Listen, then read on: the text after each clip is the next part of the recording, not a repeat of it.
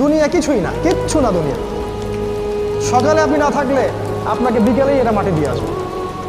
চোখ বন্ধ করে চিন্তা করবেন রাত্রেবেলা আপনি পৃথিবীতে নাই, আপনার স্ত্রী, আপনার সন্তান, আপনার প্রতিষ্ঠান, আপনার সংগঠন, আপনার সব কিছু কি থেমে আছে না চলছে?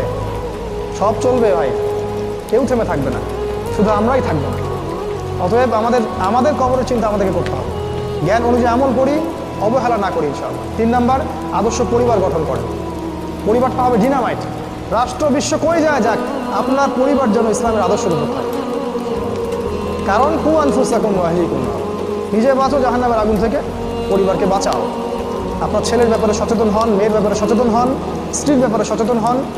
আপনার পরিবার, আপনার রক্তের সম্পর্ক, আত্মীয়, এদের মাঝে আপনি দিনের প্রচারটা করেন। কোথায় কে জাহান্নামে যায় যাক, ওটার পরের চিন্তা আপনার, ওটা চিন্তা আপনার করতে হবে না। আপনি আপনার পরিবারের দিকে ফোকাস করেন। যদি আপনি পরিবারকে ইসলামিক আদর্শে গড়তে না পারেন বা অবহেলা করেন, অবশ্যই আপনাকে এর জন্য আল্লাহ পাক জবাবদিহি করাবেন।